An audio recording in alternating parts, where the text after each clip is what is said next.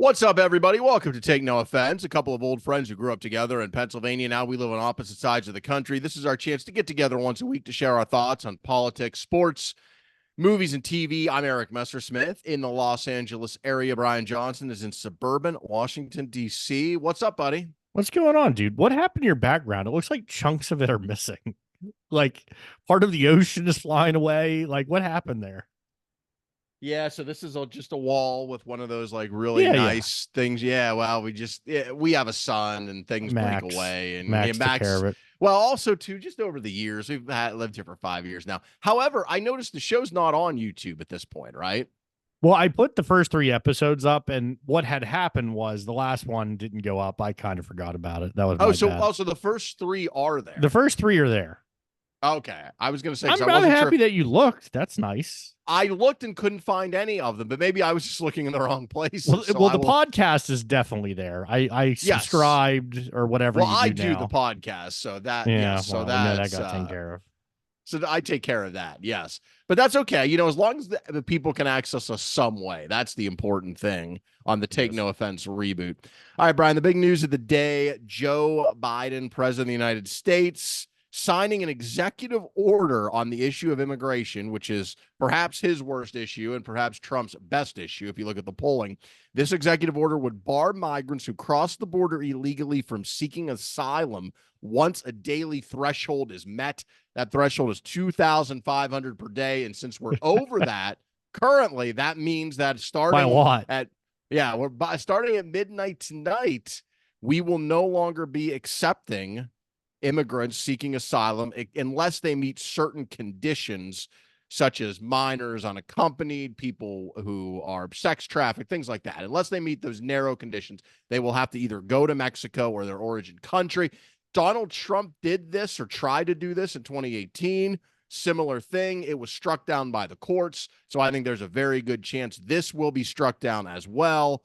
Look, we're 5 months as of tomorrow or 2 days from now from the election. So clearly politics is at play here. Biden reads the same polling I do that shows this is his worst issue and Trump's best. That said, at least he's doing something because look, I voted for Joe Biden, full disclosure. I will most likely, I know, check that. I will be voting for him again, assuming he's the Democratic nominee, but I am not a hardcore Democrat. And this is, in fact, I'm not a Democrat at all. I'm an independent. And this is one of the big reasons I can't get on Team Democrat is because of all the issues Joe Biden has not done well. To me personally, from where I sit politically, this is by far the worst. I think he has just mismanaged the border issue. And I think this is going to be seen by many people as too little too late. What are your thoughts? Well, when you said we were going to talk about this, I did some research for about 3 hours, and I feel like I'm an Wow. expert on the border Three now. hours? No, you did not for I three did. hours. I've been on WAPO. I saw Al Jazeera. I wanted to get some like outside perspective on the U.S. border crisis. But anyway, where I wanted to start with you, dude, was has this not been an issue since we were tiny children? Like I feel like I remember Ronald Reagan shaking his fist about Yeah. this. Well, the And then last time we've had the last time we had a major immigration piece of legislation was Ronald Reagan in the 80s. yeah, And he did something that could never, I mean, it was basically an amnesty for people at that time. Most immigrants came from Mexico. And it was an amnesty for a large number of them. And now you couldn't even imagine a Republican president, no. especially this Donald Trump, the most recent one, but any in this current party proposing anything like that. But yeah, Ronald Reagan, who many conservatives hold up as a Yeah. hero, did something that you couldn't even imagine. And if you go Well, back his and listen reasons to were this, economic, like everything he did. economic, and also Reagan talked about, which is true, which we are a nation of immigrants. We are built from immigrants.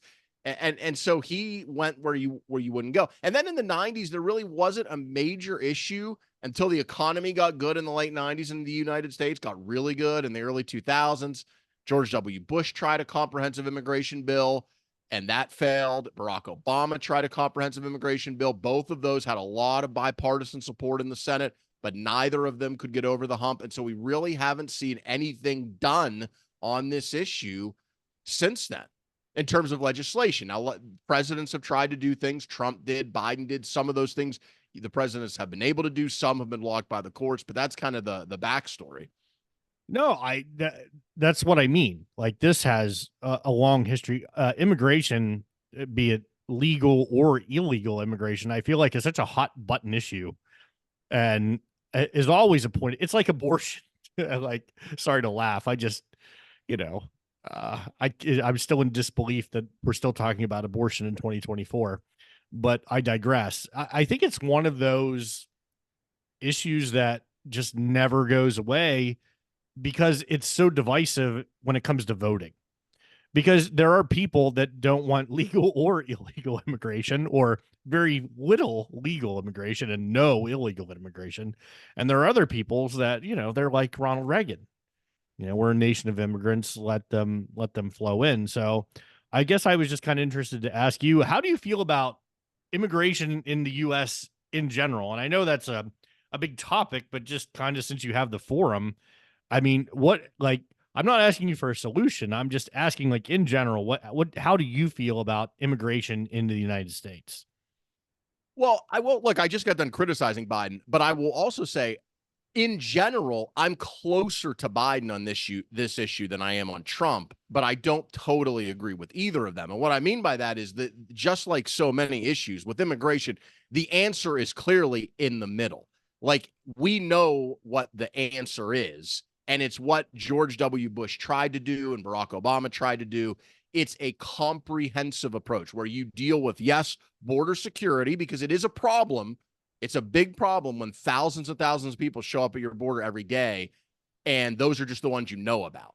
And your Right. border patrol is so overwhelmed with them, and then they go into a crazy ass asylum system where they may not have a hearing for 5 or 6 years. I mean, that is insanity, and Yeah. and no country can function like that. So you need the security piece. You need to reform the asylum laws. On the other hand, I think it's right to say that people who have been here for a long period of time, 5, 10, 20, 30 years, or were brought here as no fault of their own as children, and have made a life in America and have jobs and pay some payroll taxes and are part of our community and our economy and don't have a criminal record. I think we should take care of those people and give them some type of path. The details don't really matter to me as much as they should be given some type of legal status or citizenship. I think that's the deal. And that deal has been unable to pass every time it's been tried, in part because both extremes, just like on so many issues today, they want everything.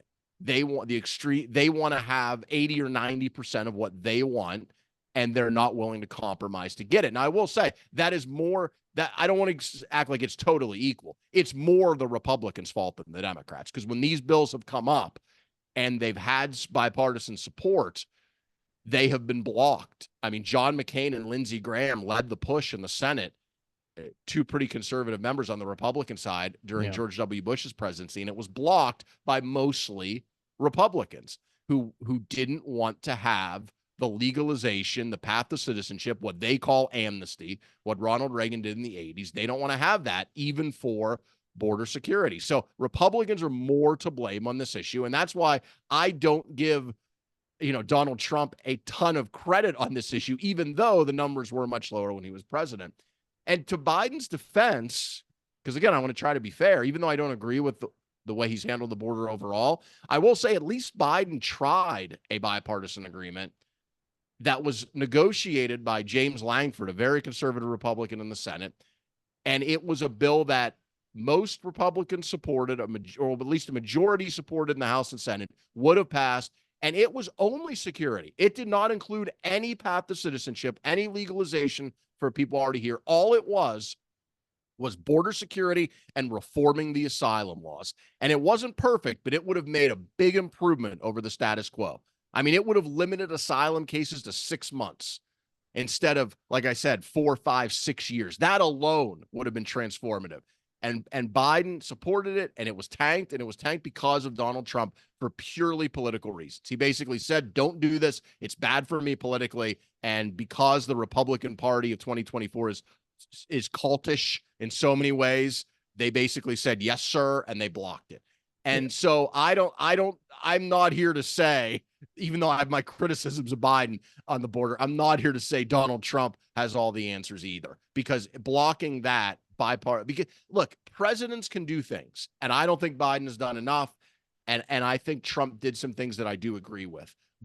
But they're limited in what they can do. They're limited by the courts. They're limited by the fact that these are executive orders that change back and forth from administration to administration. The only way to fix this problem permanently is to have legislation. And the only way to get legislation is on a bipartisan basis, just like anything else in America that is really big and controversial. It has to be done with Republicans and Democrats together. And I just don't think there's any chance Donald Trump will be able to do that. He's shown no ability to do that in his first term on this issue. He showed that when he tanked this bill recently, and that he has no interest in that. It's not better. It's not expedient for him politically. And so I think that is what you have to do. And look, say what you will about Biden. And again, I have my criticisms. He's more likely to get that done than Trump is. That's for sure. Yeah, I think in summary, we fundamentally agree that it's a really big mess. Hardly a profound statement there. And it has been for a very long time. And I think that the reason that it hasn't been solved is because it doesn't politically benefit anyone really to solve it. I know that's maybe a little bit of a crazy thing to say, but because of what I said at the beginning, it's such a hot button issue. What is the incentive to actually solve what is a crisis at the border? Without going into specific details of families being separated and, people coming in and out multiple times, being deported, making their way back. I just feel like it's an issue we could solve. I mean, if we can have a nationwide pandemic and just have everyone not work for months, I feel like that if we really put our minds to it, we could probably get the funding together and come up with a program where there is a way to have immigration and do so in an orderly fashion, because certainly what's happening now is not orderly. And that's the largest problem. Well, you need the carrot and the stick. Like, Trump is right that you do need this to some degree, that you do need the stick and you need very strict enforcement. I agree with that. But he doesn't seem to be interested in the other part, which is you need the carrot of then saying, okay, you can't come this way, but we are going to open up more spots.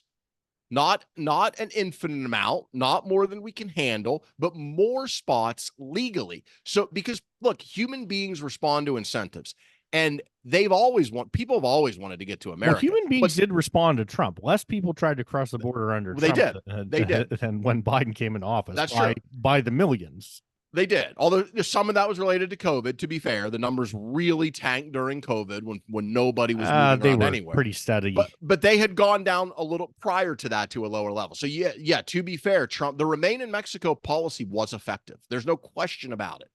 It was not a permanent solution, but it was effective at driving down the numbers. But my point is, over time, people have always wanted to come to America for obvious reasons: freedom, economy, yada, yada, yada. We know them. But what's happened in recent years is because of climate change, because of natural disasters, because it's easier to just move than it used to be, there is a worldwide migration surge. And it's especially true here in America. And now it's not just, it used to be in the 90s, it was mainly almost all people from Mexico. Now it's people from everywhere. Yeah, Ecuador, India, China, the Middle East, not to mention South America. It's a not lot even of South really America. Right, a lot of South Americans, Cuba, Haiti. It's not going to change. It's not going to reverse itself on its own. So yes, you have to have better security at the border. You have to reform the asylum laws, but we also need a legal pathway to give people hope that they can come here in some numbers legally. Because to get back to the larger point of this, immigration, if it's done correctly, of course, is a huge net positive for our country. It's not an entirely positive situation. Obviously, there are downsides to anything, but on a net basis, I mean, it's literally what built this country. Like, literally, my great-grandparents came here from Italy. Most people can go back and trace their routes to America 1 or 2 or 3 generations.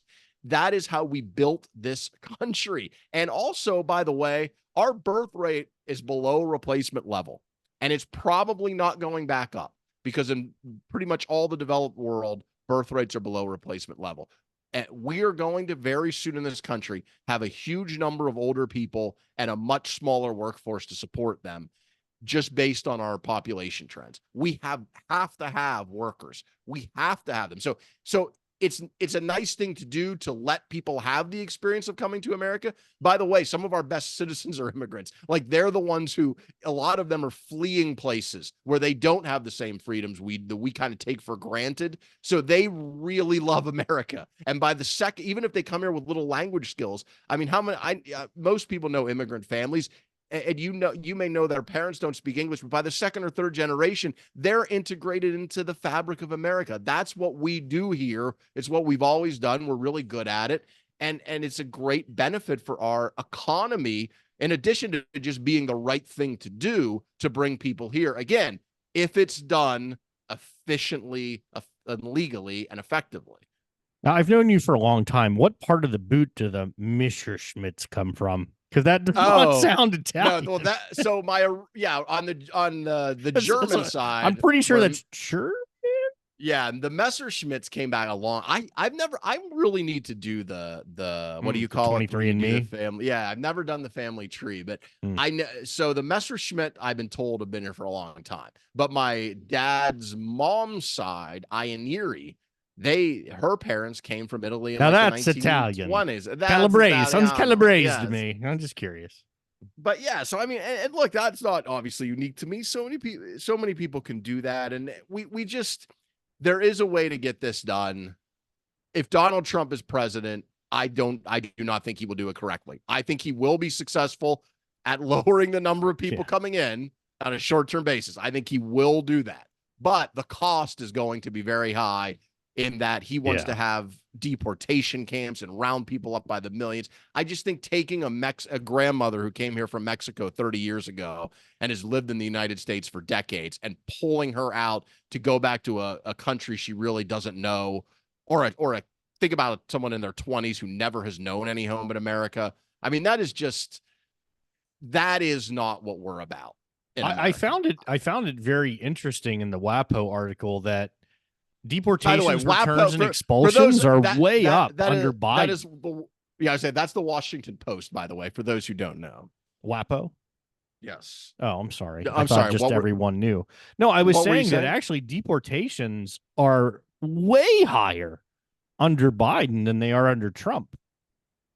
It's almost 3-1. It's like 1.5 million a year to 500,000. Of course, that's because we have so many more people coming in. But, right. We have so many more coming in. But the numbers do bear out. I mean, I just want to point out, in fairness, this idea that, people were just being rounded up and tossed out. I mean, those stories are very dramatic when they do happen. But in terms of relative numbers, it's much more today than it was during the Trump administration. Yeah, for all his bluster, Donald Trump did not in his first term do mass deportation. He did not. And he did not, but he is threatening explicitly and implicitly to do that in a second term. And if he did, it would be unlike anything we've ever seen before, because we have well over 10 million people living in this country right now illegally. And if he followed through on that, and again, with Trump, you never know, because I think his mind changes day to day, but if he did what he has said in the past he will do, and what many of his supporters want to do, it would be something unlike we've never seen. I mean, we have never seen our immigration officials go into the interior of the country and just start pulling people out of here in huge numbers that have been here for a very long time and aren't breaking the law. That would be a dramatic sea change in America if that were to happen. And I don't think it's a good idea. Again, I'm all for strict enforcement at the border.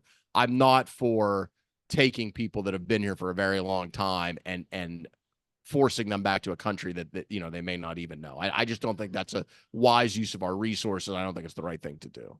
Yeah. I'm good on this one, man. Like I said, I'm an expert now, obviously. Well, I mean, you spend a few hours. That's a lot of research. That's more than the sum total that I studied in high school. So 3 hours. That's probably all the studying I did in high school. So that's not bad. Real quick, before we move off of the news politics topic, last week we did our show the day before the verdict came back. Yeah.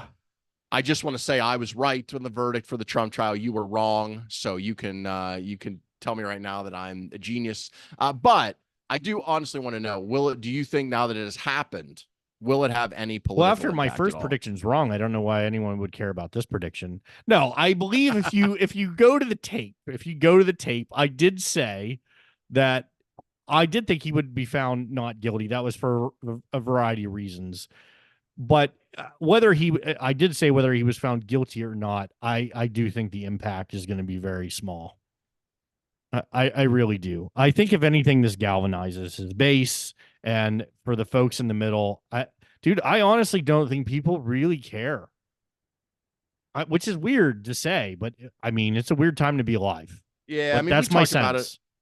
We talked about it a lot last week, so I won't retread that ground. But in general, yeah, I think this case of the four, this is the one that people I think care the least about, it for good reason. It's the least serious. It's the worst case, although that I think there was enough for conviction. Yeah, the initial polls that came out, we've had a few, and they look very similar to the polls we saw before the verdict, which is Trump up by about, Biden up by a point or two here or there, Trump up by a point or two.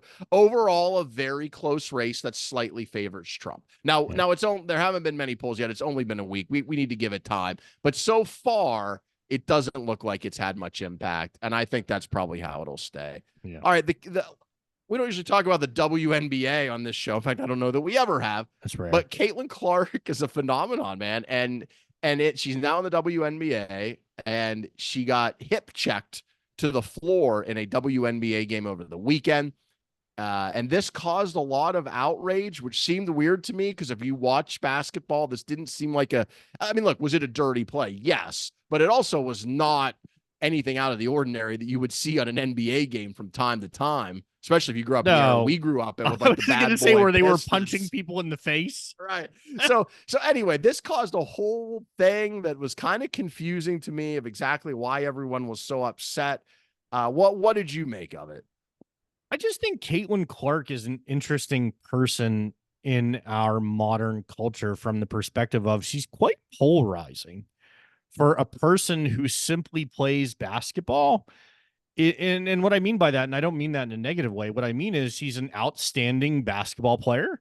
And, she played on a Midwest team, and they had some good NCAA runs, and she brought in a lot of people that didn't normally, watch basketball into basketball. And I think what's happening is you have a very large audience of people that have not watched a lot of sports before, who are now watching WNBA games, and they're seeing, and I'm using air quotes that you can't see on the podcast, a violence, which, is I wouldn't consider what that player did was a flagrant foul, but it's simply a flagrant foul that gets called. You shoot 2 free throws and everyone moves on with their life. Like, it wasn't the end all be all, but because it's Caitlin Clark, and because you have this audience of people that haven't traditionally watched sports, it's kind of the first time around from everybody, right? Don't you think it's as simple as that? I do. And look, I think it's good for the WNBA that it happened, because, hell, we're talking about it. Everybody was talking about it. It made national news, which the WNBA never does, at least in my lifetime that I can recall. So she has been such a force for this, for women's basketball, starting a few months ago with her run in the college NCAA tournament, and now in the WNBA. And it's a great thing for the league. And look, do I, love cheap shots? No, but this wasn't that big of a deal. And it's great for the WNBA. You need heroes and villains. I mean, like we use the NBA analogy, the way Michael Jordan was beat up by the Pistons when he was young, and then eventually overcame them and beat them. That was a huge storyline that helped, build the modern NBA. Yes, Jordan was a transcendent figure, but he had that foil, right, with the Pistons. So her having some foils here or there is not a bad thing as she becomes better and her team becomes better.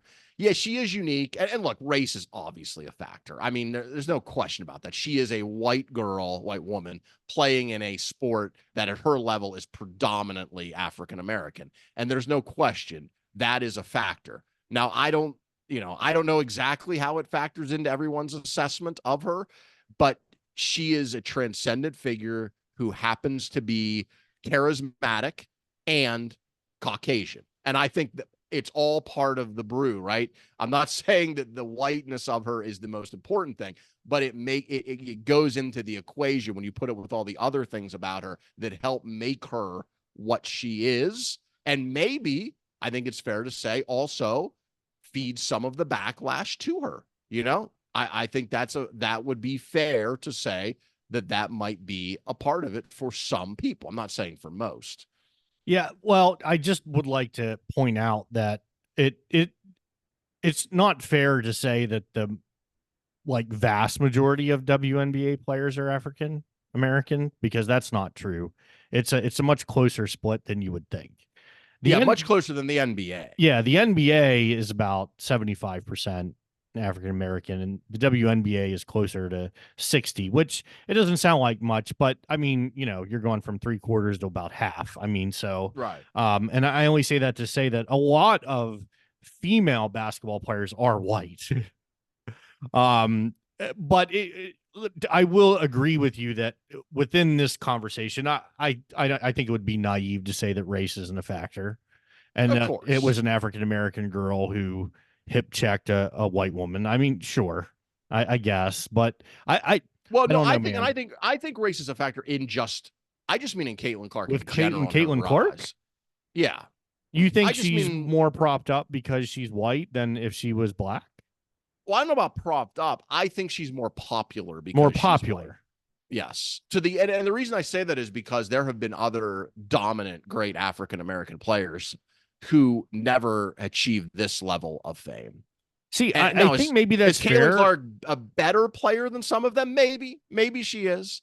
I don't know, man. I like it's tough because you look at players that have transcended their sport. You're talking about LeBron James and Michael Jordan and Serena Williams and Tiger Woods, and I don't know if any of those people have anything in common that I just mentioned, but you get what I'm saying. I Oh don't yeah. know.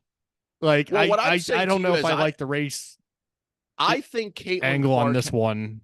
what I mean is I think she has pulled in so many casual fans. Like, yes, Mike, okay, LeBron James pulled in casual fans to the NBA, right? I will not deny that. That is true. But the NBA already had a massive following before LeBron James came Yeah, from along. Magic Oh, Johnson and Larry Bird. right.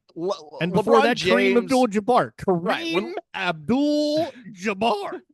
When LeBron James was there, did he add to the NBA? He did, but it was already massive. Okay. So what I'm saying is the percentage of people he brought in versus was small compared to the percentage already there, is my point. With Listen, Caitlin this is all Clark, I'm driving at. You're saying if I think it's Caitlin the Clark opposite. was African American, she wouldn't have drawn in as many people as if she was That white. I think that's true. I Wow. think that is true. I think there are a lot of people who were not interested in the You're lucky you're WNBA. married to a black bear, because if you weren't, I would accuse you of blatant racism. I mean, think about it. Think about how you just mentioned it. You said there are a lot of people watching the WNBA who saw that play who just aren't maybe totally familiar with watching sports in large. Yeah, and but I think you. that encompasses I all agree with groups you. of people. I don't think that's exclusive to white people. No, I don't either. What I'm saying to you is I agree with you. I think Caitlin Clark, unlike LeBron James, has brought, I would say, even as many or more people into the sport than were already there. On a percentage basis, I agree. On a percent, right. For sure. She has brought so many people to women's basketball in general, the WNBA specifically. And what I'm saying is the reason for that, the reasons plural are varied, right? Clearly, her ability is the biggest one, right? She is a transcendent player. Well, she's the all-time leading scorer in she's NCAA the all-time history. leading scorer. Like, so that's something. Her ability is the biggest reason. Maybe the second reason is because we live in an era now where somebody like that gets more media exposure through social media than they would have before. So that's probably a big factor as well. But what I'm saying on the list of factors, I think her whiteness is on that list. I'm not saying it's the number one thing. I don't think it is. I'm saying it is a factor. And the reason I say that is because there's so many people that didn't really care about women's basketball that do now. And I think maybe the fact that they can identify with her, because I'm talking about white fans, that maybe matters. I don't know, man. It's like Taylor Swift bringing in football fans. Like, that covers a wide range of people. It's not just all little white girls. Like, there are all kinds of people. Oh, for Taylor Swift, that are now following the NFL and getting their Travis Kelce jerseys. And like, there's something to that. I mean, but I think if Beyonce was dating, I don't know, who's the quarterback for the New York Jets? Aaron Rodgers. I think I think it would bring in a lot of white, black, Hispanic, Asian. I think there'd be a lot of more New York Jet fans. And Beyonce, well, she had to divorce Jay-Z first. That's a whole other. Well, yeah, we don't But want to you throw know what I JC mean. overboard. I do. All right, let's move to the world of entertainment. Brian, do you have any reviews for us this week? Dude, I've been slaying the dragon like a madman. So I really haven't watched any new television shows. I'm saving my popcorn for House of the Dragon on June 16th. That's what I'm really saving my popcorn for. So unfortunately, I don't have any new reviews. I did rewatch Dune, which is funny because you've been recommending all these shows, and I went through and I rewatched it again. So you finished it. So now that episode 2 is done, did you change your thoughts at all, or are you still in the same place? You know, I'll say this. What did I say last week? I respect it more than I like it. Like, I just don't, it doesn't grab me. It doesn't grab me. I feel like the good and evil thing is so predictable, and so many of the plot points I thought were, fairly predictable.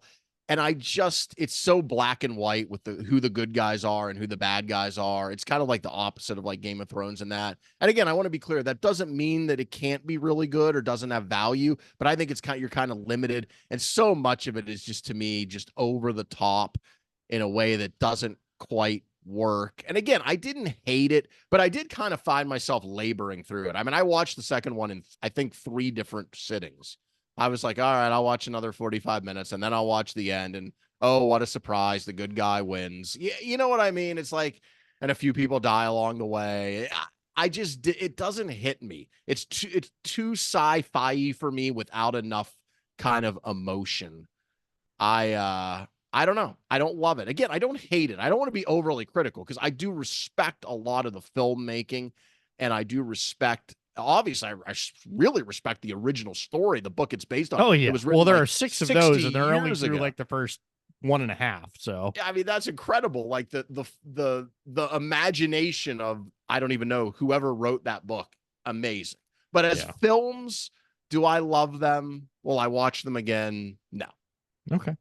I don't have anything to add that I really didn't talk about last week. So I'll ask you, have you checked anything new? Are you continuing a show, or? Well, I've burned through a couple of very short docu-series on Netflix. My wife and I like to watch this. So I 2 of them that are trending right now on Netflix. Ashley Madison, which is about the rise and fall of the affair website. If you remember, their motto was "Life is short, have an affair." And I knew a lot of that story because it was a huge story when they had their data breach and everything that came out of that. But I thought it was told pretty well. It's only 3 parts, so it's a pretty quick watch. They do a good job because they take you with insiders in the company, and also a couple that Ashley Madison really affected their marriage, let's say, in a negative way, and a couple of other people who were affected by it. And so I thought it was a pretty good documentary on. And they really covered, I thought, all the angles of the website, the technical stuff, the morality issue, the media coverage. So I recommend the Ashley. I'll give it a 7 out of 10.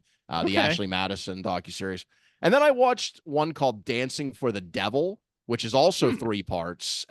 And it's about something I knew nothing about heading in, which is the 7M production company who they do TikTok dance videos, which is a huge thing. I don't have TikTok. I don't really watch dance videos, so I didn't really know anything about this. But it's basically, when you find out as the docuseries goes on, it's a cult. It's a religious cult that started a production company and brainwashed these dancers. And it really, especially for someone like me who's coming from the outside who had no knowledge of any of this stuff, it's really a pretty engrossing documentary. I give it an 8 out of 10. Dude, it's worth checking out. Oh my God. I feel like I live in, seriously, like a bubble. Because like what you just described, it's a real thing. It sounds made up. It does. Like it does. I had no there's idea. Gonna be a cult, and they're gonna get TikTok dancers, and they're gonna brainwash them. It'll be great. Like what? Yeah, it's just crazy. That's how I was watching it. I knew nothing about any of this, but some of these people are, are celebrities online and have millions of followers, and people apparently were, because this controversy had come out online And so people were aware of this, but the masses are now because of Netflix reach. And the other day, this was one of the top trenders on Netflix. So, millions of people are watching this every day. All right. I got to check that out. Check it out. Just to close out the entertainment segment, there's a couple more things. One is the FX show Clipped, which has Morpheus, and it also has Ed O'Neill, who's playing the owner of the Los Angeles Clippers. That looks like it's going to be a really good time.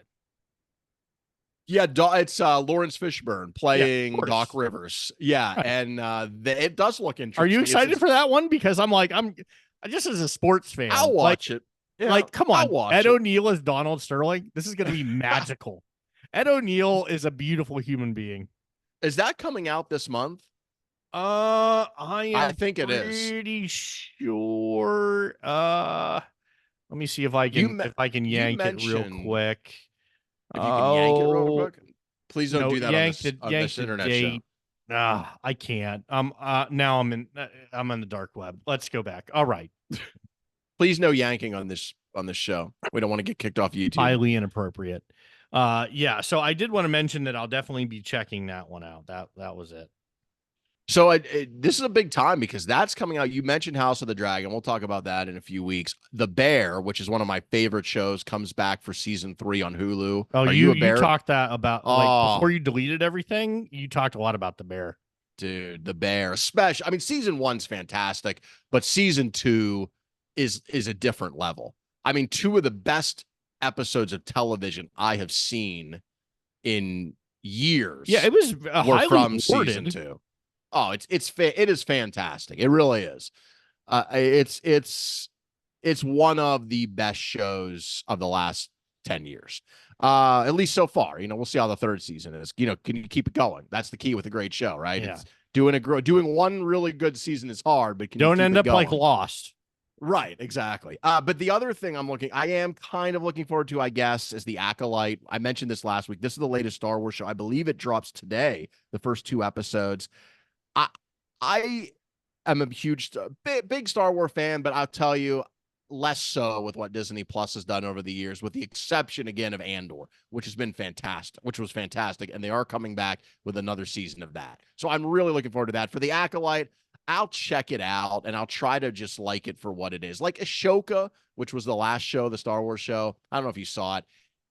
It was fine for what it was. I thought they did a pretty good job. I watched an episode and a half.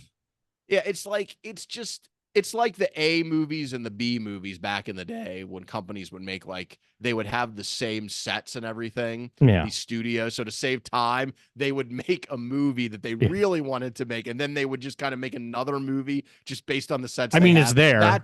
Right. It's might as well use it. You might as well use it. You got some actors, you got a set. So that's kind of what Star Wars is to me. Like Andor is the A side and everything else is the B. And I have a feeling, sadly, that The Acolyte will fall into that, but I'll check it out. What about you? Will you check out The Acolyte or no? Eventually, but not dude, you're way, way more into Star Wars than I am. It's not really close. I like Star Wars passively, as a human being, I like Star Wars and, I love you. I know. Classic. It's great, but do I don a Darth Vader mask? No. Do I know all the planets' names? I know Andor. There you go. That's my planet that I know. I'm just not as into it as a lot of Star Wars people, and I'm not judging these people. I'm not. Dude, I love things that are weird and whatever. I'm just saying I know that you love it more than I do. Yeah, I think part of the problem is, and I think they know this at Disney, and they've talked about this, that it's too they tried to do so many streaming services. They tried to just get a lot of quantity out there. Yeah. When they first launched Disney Plus, and I think this is what happened with Marvel to some degree. I was going to mention that in Marvel, but we could talk about that another day. They took 2 franchises that at one time were about as popular as you could imagine.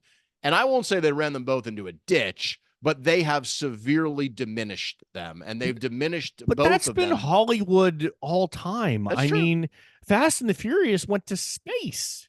That's a thing that happened. Okay. There's a car in space. All right, look, that because was a they were franchise. well, it makes money, so let's just keep going. Marvel.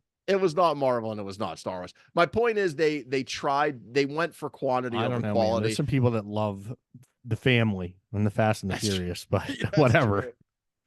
And they went for quantity over quality. And what's his name? The CEO who's back again, who I can't believe I forget his name. Bob Iger. Yeah. So Iger basically said that. He's like, look, we're going to focus on doing less, but doing it better. And that's right. That's what they should have done from the beginning. And they would have had more Andors and more Lokis. Because when Disney, when Star Wars hits, like I said, Andor is it's in the conversation of the best shows of the last 5 years. I mean, Andor is fantastic. It's outstanding as a television show. And Marvel has done some great things. I mean, Endgame obviously was fantastic, and Loki I thought was a really good show. Yeah. But then for every Loki, there's 4, Captain America and whatever. It's just that is. See, I'd rather have there's more. a She-Hulk Personally, in there. I'd rather have more. Really? So, like you mentioned, She-Hulk. I love She-Hulk.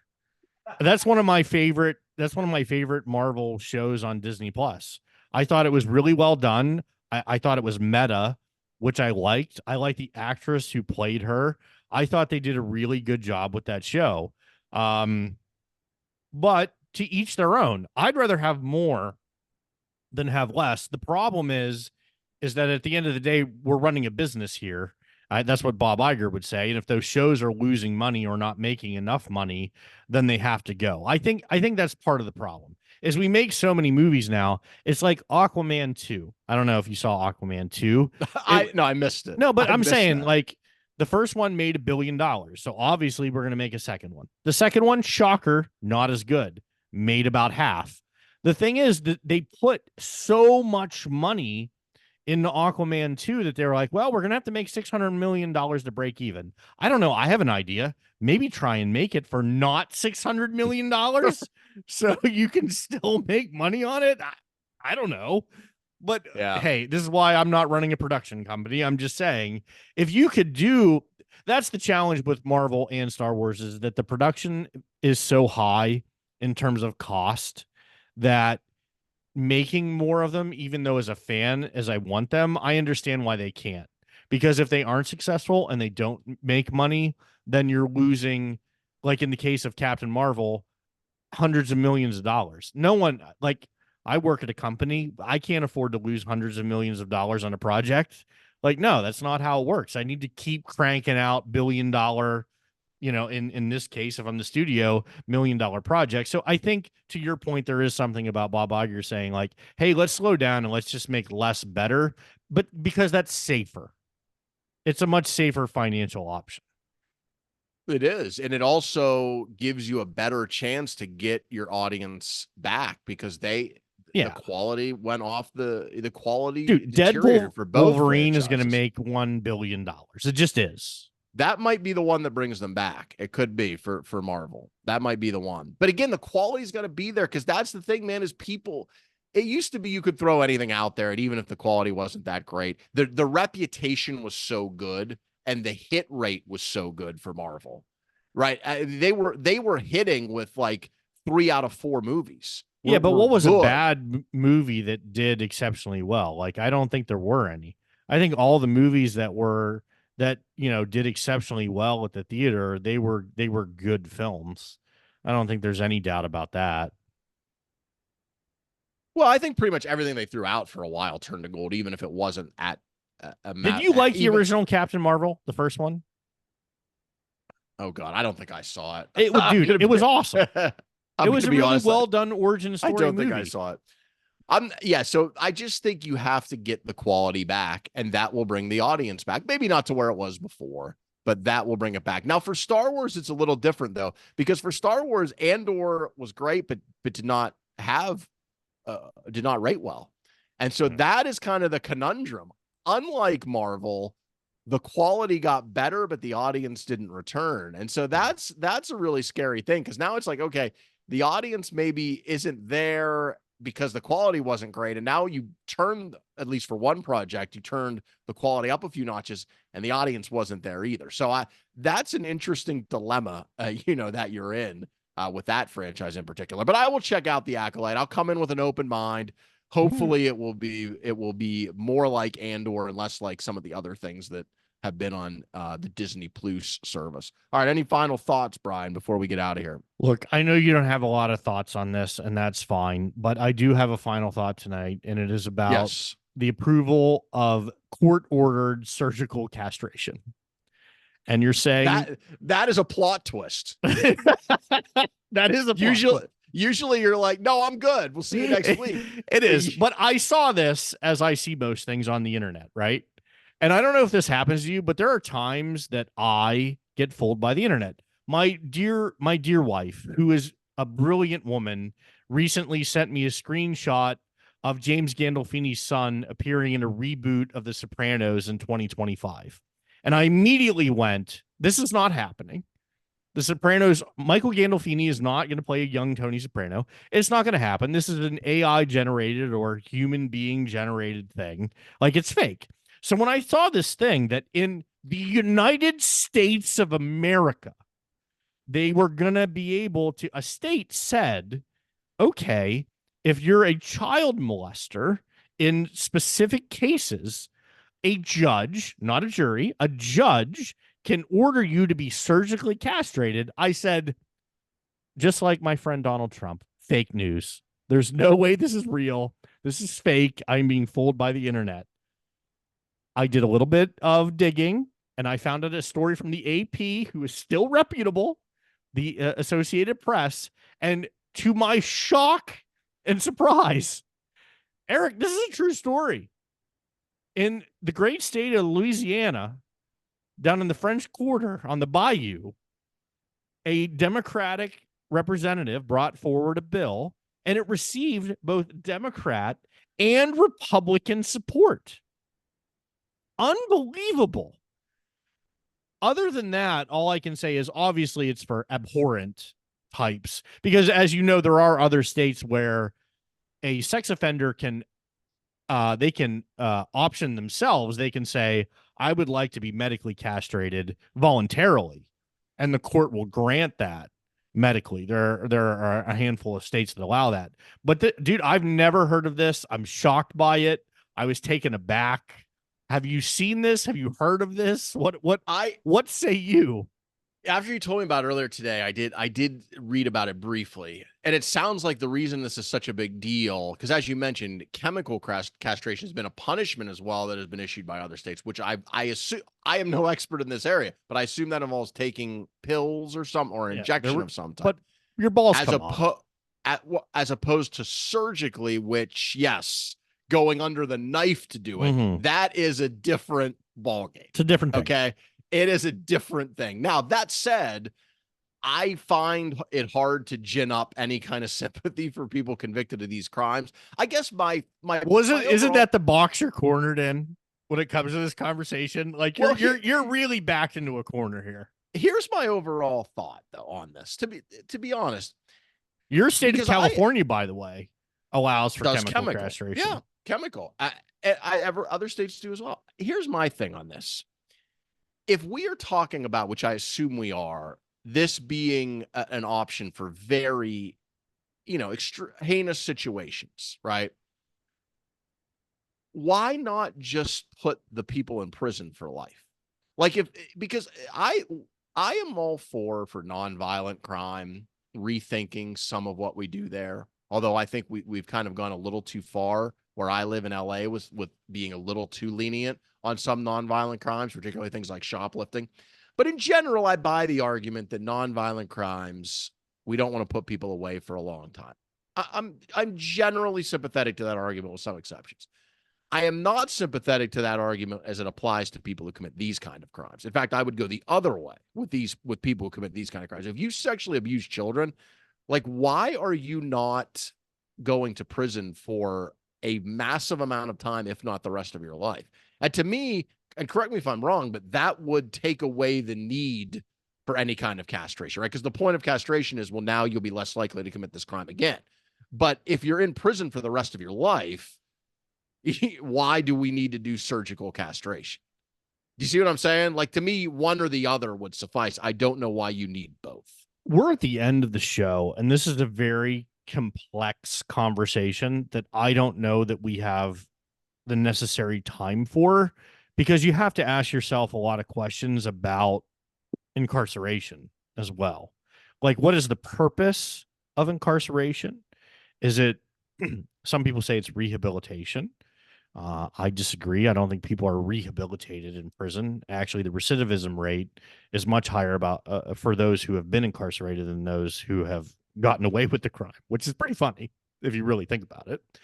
And is the purpose punishment? Is it a deterrent? So specifically, when you talk about sex crimes, you're talking about a state of being, and a lot of people conflate child molestation with homosexuality, which I don't think is it's a very fair conflation. In that, you're talking about consenting adults versus people who are obviously innocent when they're children. And like I said, there's a much more nuanced conversation around age of consent and all those type of things. So we could really get into this, but for what you're talking about at the end of the day, you're talking about people who want to molest small children. Prepubescent is often, the terminology that used. And so it depends on how you see that. Do you see that as a sickness? Do you see that as someone's sexual proclivity? Like, what prism do you view that through? And again, I'm not making a statement one way or the other. I think that's important, as you have this conversation. But let's say, for the sake of argument, that this is a decision that is made by someone who, is of sound mind and body, and they decide to violate, the innocence of a child. Do I feel like they should be castrated by the government? I mean, I think they should be shot in the head and killed. That's what I think. But I'm probably in the minority on that. And I don't know that it's even practical to implement that as a solution. It's kind of like the guy who says, with illegal immigration, well, we should just put them all in one state. So I want to be realistic in having this conversation. So under the current construct, what I do think is that incarcerating these people, as you said, for longer periods of time is probably the outcome, with the knowledge that there's a high likelihood of them reoffending. So probation into perpetuity, I wouldn't have a necessary problem with that, because I think it would make someone who in their mind wanted to do it unlikely to reoffend if they knew that they were being watched outside of prison. Because the reality is, incarcerating these people into perpetuity isn't going to be realistic. So that was a lot. I'm sorry. It's not a fun thing to end on. I just thought that the idea that we could somehow have people have their testicles surgically removed by court order was fascinating. Yeah, it is. It's an interesting story and an interesting debate for sure. All right. Thanks for listening, everyone. Make sure you follow us on Apple Podcasts. For Brian Johnson, I'm Eric Messersmith. We hope you enjoyed tonight's show, but if not, please take no offense.